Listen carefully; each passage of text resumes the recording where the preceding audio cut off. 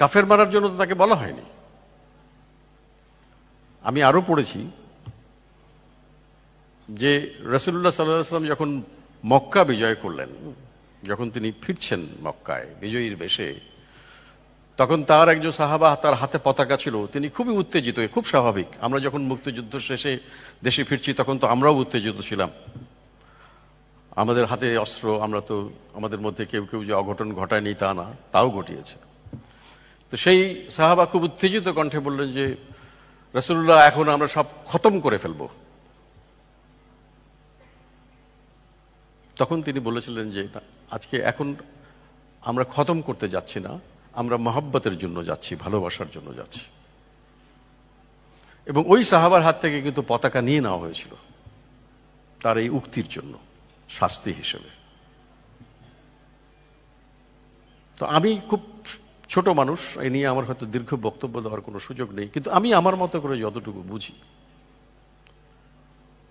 আমার এক এক সময় মনে হয় কি যে যদি এই ছেলেদের আমি পেতাম, তাদের জিজ্ঞেস করতাম যে তোমাদের মধ্যে তো আইএস কথাটা খুব চালু হয়েছে, এদের ঘাঁটি হলো সিরিয়ায় একটা অংশে, ওরা 1000 মাইল দূরে গিয়ে জার্মানিতে বোমা ফাটায়, ওরা ফ্রান্সে গিয়ে ট্রাক চাপিয়ে দেয়, ওরা বেলজিয়ামে গিয়ে বোমা ফাটায়, আমেরিকায় ফাটায়, ইংল্যান্ডে ফাটায়, এমনকি কদিন আগে পাকিস্তানের হাসপাতালের মধ্যেও ফাটিয়েছে, যেখানে অসুস্থ মানুষের আশ্রয়। তো তোমার বাড়ির কাছে মাত্র 50 মাইল দূরে হলো ইসরায়েল। ইসরায়েলকে তো আমরা বলি, ইসরায়েলকে আমরা বলি ইসলামের সবচেয়ে বড় শত্রু, বলি না? তো তুমি 50 মাইল দূরে গিয়ে ইসরায়েলে একটা বোমা ফাটাও না কেন? আমি এই জন্য আইএস মানে আমি কিন্তু ইসলামী স্টেট বলি না, আমি বলি আইএস মানে ইসরায়েল স্টেট।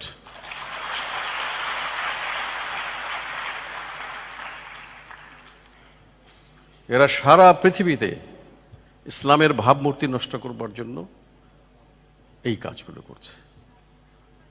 আর আমাদের দেশে আমাদের হাজার হাজার মানুষ, লক্ষ লক্ষ মানুষ, হাজার বললে কম বলা হবে, লক্ষ লক্ষ মানুষ বিদেশে চাকরি করে, ভিসা বন্ধ হয়ে যাবে, বিদেশি বিনিয়োগ বন্ধ হয়ে যাবে, এটাই তো তারা চাইছেন। সুতরাং এই জঙ্গিবাদকে আমাদের বিশ্লেষণ করতে হবে না বিভিন্ন দৃষ্টিকোণ থেকে, একটা দৃষ্টিকোণ থেকে বিবেচনা করলে হবে না। আর সবচেয়ে কষ্টের বিষয় হলো যারা করছে তারা আমাদেরই সন্তান, আমাদের কোনো না কোনো পরিবারের সন্তান। সেখানে মাদ্রাসার ছাত্র আছে না ইংলিশ মিডিয়ামে পড়া ছাত্র আছে, সেটি বিবেচ্য বিষয় নয়। বিবেচ্য বিষয় হলো যে ধান তো সেই জমিতেই হয় যেটা ধানের উপযোগী, এবং সেই আবহাওয়া থাকতে হয়, তাহলে তো ধান হবে না। এই ক্ষেত্রটা কারা তৈরি করছে, এই আবহাওয়াটা কারা সৃষ্টি করছে, সেটা জানাটা সবচেয়ে বেশি জরুরি।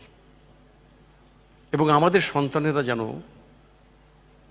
সেই দিকে ধাবিত না হয়, ভুল পথে না যায়, সেটি লক্ষ্য রাখা। কেন যাচ্ছে, কিভাবে যাচ্ছে সেটা যেমন দরকার, কেন যাচ্ছে সেটাও বোঝা দরকার। আমাদের সন্তানদের সঙ্গে আমাদের সম্পর্ক, আমাদের শিক্ষার সঙ্গে সংস্কৃতির যোগাযোগ, আমরা তো দেখি আজকে কিভাবে আমাদের বাচ্চারা বড় হচ্ছে, একদম ফার্মের মুরগির মতো। মানে আমি দেখি তো, আমি যেখানে থাকি, আমি একটা ফ্ল্যাটে থাকি, তার একটা স্কুল পরেই একটা স্কুল, বাচ্চাদের স্কুল আছে। সকাল 7:30 7টার সময় এই অনিচ্ছুক ছোট ছোট বাচ্চাগুলোকে, ওদের যেতে ইচ্ছা করে না অত সকালে নিশ্চয়ই স্কুলে, জোর করে মায়েরা টানতে টানতে নিয়ে যাচ্ছে, এবং তারপরে 12টা 1টা পর্যন্ত ওইটুক বাচ্চাদের কি মহাপণ্ডিত বানাচ্ছে আমি জানি না। তো এবং আমি ধরেই নিই যে দুপুরে আসলো বাড়িতে, মা বলবে এখন গোসল করো, এখন খাও, এখন ঘুমাতে যাও, ঘুম থেকে ওঠার পরে এখন হোমওয়ার্কের পরে আর কোনো কোথায় যাবে, যাওয়ার কোনো জায়গা নেই, টেলিভিশন দেখো, টেলিভিশনে ডোরেমন তো কিছুদিন আগে পর্যন্ত হিন্দিতে হতো। আমি তখন বলতাম যে বাচ্চা যদি সকালবেলা উঠে বলে যে মা মুঝে নাস্তা চাহিয়ে আবি স্কুল জানা হ্যায়, তো বলতেই পারে, কারণ বাচ্চাদের তো কোনো দোষ নেই, ওরা তো যা দেখছে যা শুনছে তাই তো শিখবে। তারপরে সন্ধ্যা হলো আবার হোমওয়ার্কের পরে এখন যাও, তাড়াতাড়ি খাও, তাড়াতাড়ি খেয়ে তাড়াতাড়ি ঘুমাতে যাও, কালকে সকালে আবার স্কুলে যেতে হবে। এইভাবে একটা বাচ্চা বড় হচ্ছে, ওর জীবনে কিন্তু আকাশ, ফুল, পাখি, নদী, মানুষ কিছু নেই। তারপরে আরেকটু বড় যখন হবে তখন আরেকটি যন্ত্রণা শুরু হবে, যেটার নাম আমি দিয়েছি GPA-5 নির্যাতন। তো GPA-5 নির্যাতন, GPA না পেলে জীবন বৃথা। মা বাবারা ছুটছে, শিক্ষকরা ছুটছেন, এবং সেই ছোটার চোটে আমাদের ছেলে মেয়েদের জীবন একদম পিষ্ট।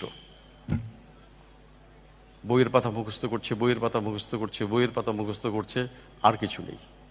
আমি বলেছি একদিন যে এই দেশে এখন পরীক্ষার্থীর সংখ্যা বেশি, শিক্ষার্থী নেই। সবাই পরীক্ষা দিতে চাইছে, পরীক্ষা নিয়ে ব্যস্ত। তো তাহলে সংস্কৃতি কোথায়, মানুষ কোথায়, জীবনবোধ কোথায়? আমার পাশে একটা দরিদ্র মানুষে খেয়ে আছে কি না খেয়ে আছে আমি ভাবছি না তো। আমার ছেলে, আরেকটি বাড়ির পরিবারের ছেলে একটি মাদকাসক্ত হচ্ছে, আমার কি যায় আসে? আমার ছেলেটাকে কোনো রকমে আমি ধরে রাখছি, এটা সম্ভব না। অনেক কথা বলার ছিল, কিন্তু আরেকদিন হয়তো এসে বলবো। কিন্তু আমরা যেভাবে আমাদের সন্তানদের বড় করছি, আমার নিজের মনে হয় যে এটি সঠিক না। ভালো রেজাল্ট করতে হবে, লেখাপড়া করতে হবে, নিশ্চয়ই করতে হবে। আমি অনেক বাবা মাকে বলেছি যে আপনার ছেলে মেয়েদের আপনি গল্পের বই পড়তে দেন, কবিতার বই পড়তে দেন, অ্যাডভেঞ্চারের বই পড়ুক, গোয়েন্দা কাহিনী পড়ুক, ভ্রমণ কাহিনী পড়ুক, ইতিহাসের কাহিনী পড়ুক, জীবন কাহিনী পড়ুক, পড়তে দেন। যত পড়বে ওর মস্তিষ্ক তত সতেজ এবং সজীব হবে। এবং তারপরে ও যখন বইয়ের পাঠ্যপুস্তকটা পড়তে যাবে, তখন যে জিনিসটা বুঝতে ওর 3 ঘন্টা সময় লাগতো, সেটা ও 30 মিনিটে শিখতে পারবে। অন্যথায় সে কী করছে? সে খালি বইয়ের পাতা পড়ছে, ক্লাসের বই পড়ছে, ক্লাসের বই পড়ছে, ওর মস্তিষ্ক তো শুকিয়ে যাচ্ছে, ও তো ক্লান্ত হয়ে যাচ্ছে। এই ক্লান্ত মস্তিষ্ক নিয়ে তো ভালো ছাত্র হতে পারে না। এটা অনেক বাবা মা বুঝতে চান না, এটা আমাদের বোঝাতে হবে। শুধু ভালো রেজাল্ট করলেই তো, আর শুধু লেখাপড়া করে। আমি একজন মায়ের সঙ্গে কথা হয়েছিল, আমি একটু সময় নিয়ে নিলাম বেশি। আমার একজন মায়ের সঙ্গে কথা হচ্ছিল, আমরা এক ফ্লাইটে আসছিলাম রংপুর সৈয়দপুর থেকে। উনি বলছেন যে এই যে আপনাকে পেয়ে ভালোই হয়েছে, আপনি শিক্ষামন্ত্রীকে গিয়ে একটা কথা বলবেন যে এই যে আপনারা চারু ও কারুকলা শুরু করেছেন স্কুলে পড়ানো, এটা পড়ে কি হবে? আমার ছেলে কি জয়নুল আবেদিন হবে? তারপরে বললেন যে আপনারা শরীরচর্চা বাধ্যতামূলক করেছেন, এতে তো লেখাপড়ার খুব ক্ষতি হচ্ছে। তো একজন মা বলছেন যে বাচ্চার কথা এইভাবে বলছেন। তো আমি তখন ওনাকে বললাম যে আচ্ছা, আপনার বাচ্চাকে আপনি কিভাবে মানুষ করতে চান? বলে না, লেখাপড়া শিখবে, ভালো চাকরি করবে। আমি তো নিশ্চয়ই, আমরা সবাই চাই যে আমাদের ছেলেমেয়েরা লেখাপড়া শিখে ভালো ফল করবে, ভালো চাকরি করবে, ব্যবসা করবে, অনেক টাকা আয় করবে। আমি একটা নিশ্চিন্ত জীবন যাপন করব, ছেলেমেয়েরা আয় করলে তো আমরা নিশ্চিন্ত। তা আমি বললাম যে আপনি ক্রিকেট খেলা দেখেন? মানে হ্যাঁ দেখি, আমরা বাড়ি শুদ্ধ সবাই খুব ক্রিকেট খেলা পছন্দ করি। তাই আমি বললাম যে আপনার প্রিয় খেলোয়াড়কে? এটা কয়েক মাস আগের কথা। তো উনি বলছেন যে সাকিব আল হাসান। তো আমি বললাম যে আপনি কি জানেন যে সাকিব আল হাসান কয়েকদিন পরে IPL-এ খেলতে যাচ্ছে ইন্ডিয়াতে? তো উনি ওখানে মাস 1.5 থাকবেন, কলকাতা নাইট রাইডার্সের হয়ে খেলবেন, এবং সব খেলা যে খেলবেন এমনও না, কিছু খেলা খেলবেন, কিছু খেলা খেলবেন না। তো উনি কত টাকা পাবেন আপনি জানেন? তো বলে না, জানি না। আমি বললাম যে প্রায় 3.5 কোটি টাকা পাবেন। তো কেউ কি জিজ্ঞেস করে যে সাকিব আল হাসান আপনি কি GPA-5 পেয়েছিলেন কিনা?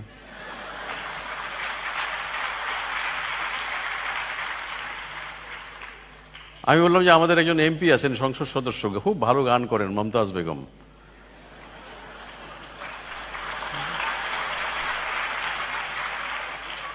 তো উনি গান করতে কত টাকা নেন আপনি জানেন? তো বলে না, আমার তো কোনো ধারণাই নেই। আমি যে আমার আছে, কারণ আমার সঙ্গে ওনার নিয়মিত যোগাযোগ আছে। আপনার সঙ্গে যদি খুব ভালো বন্ধুত্ব থাকে তাহলে মোটামুটি 5 লক্ষ টাকায় রাজি হতে পারেন, আর যদি না থাকে তাহলে 10 লক্ষ টাকা, আর যদি বিদেশে নিয়ে যান তাহলে 25 লক্ষ টাকা। তো আমি ধরে নিলাম যে সবার সঙ্গে ওনার বন্ধুত্ব, এবং উনি 5 লক্ষ টাকাতেই অনুষ্ঠান করছেন এবং মাসে 10টা অনুষ্ঠান করেন। তাহলে কত টাকা পাবেন? 50 লক্ষ টাকা। কেউ কি জিজ্ঞেস করেন যে মমতাজ বেগম আপনি ম্যাট্রিক পাস করেছেন কিনা?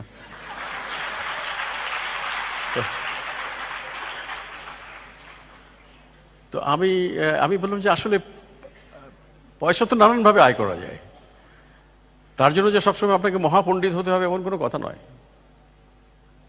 আমি বলছি না যে আপনার ছেলেমেয়ের লেখাপড়া আপনি বন্ধ করে দিয়ে তাকে ক্রিকেট খেলতে নামিয়ে দেন, সেটা বলছি না। কিন্তু সাকিব আল হাসান তো মাস্টার্স পাস করা ছেলে, আমি জানি। কিন্তু কথাটা হলো যে আপনারা যেভাবে দেখছেন জীবনটা কিন্তু এরকম নয়। আমি আরও বললাম যে আমাদের একজন বিখ্যাত শিল্পী কাইয়ুম চৌধুরী মারা গেছেন কিছুদিন আগে। তার একটা পেইন্টিংয়ের দাম এখন, একটা তেল রঙের পেইন্টিংয়ের দাম 30 থেকে 50 লক্ষ টাকা একটা। তো কেউ তো জিজ্ঞেস করেন, কোনোদিন খোঁজ করেননি যে কাইয়ুম চৌধুরী কি পাশ করেছেন। সুতরাং মানুষের মেধার বিকাশ নানানভাবে হতে পারে। আমাদের সন্তানদের মধ্যে কিন্তু সেই সম্ভাবনাগুলো আমরা দেখবার কোনো চেষ্টা করি না। আমরা শুধু পাস, রেজাল্ট, ভালো রেজাল্ট, ক্লাসে তো একজন ছেলে ফার্স্ট হবে, একজন ছেলে সেকেন্ড হবে, তাই বলে যারা ফার্স্ট সেকেন্ড থার্ড ফোর্থ এগুলো হবে না তাদেরকে আমরা বঙ্গোপসাগরে ভাসিয়ে দেবো? আমি তো বুঝতে পারি না। তাদের দিয়ে আর কিছু হবে না। আমি জানি না জামান ভাই কত ভালো ছাত্র ছিলেন,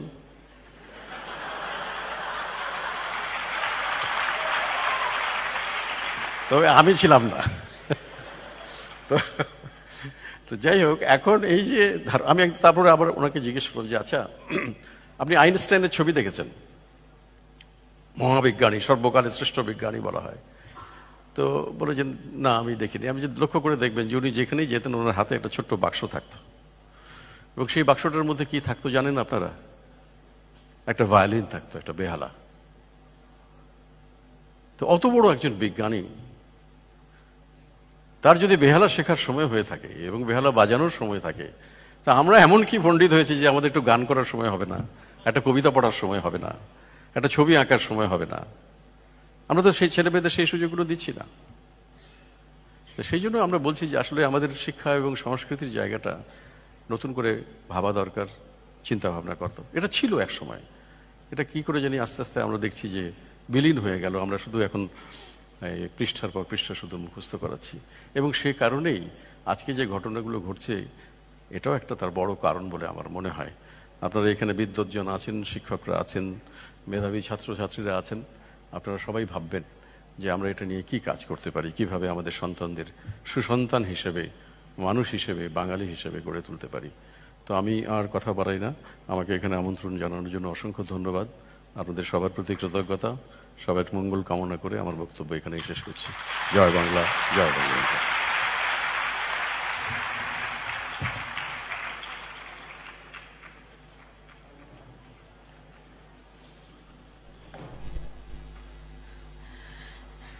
ধন্যবাদ। আলোচনা সভার পরে থাকবে ছাত্রছাত্রীদের পরিবেশনায় গীতি আলেখ্য বঙ্গবন্ধু বাংলাদেশ জাতীয় সংহতি। এরপর আছে নর্থ সাউথ ইউনিভার্সিটির অ্যালামনাই ওল্ড স্কুলের মোবাশ্বের চৌধুরীর দেশাত্মবোধক এবং জাগরণের গানের পরিবেশনা। আপনারা সবাই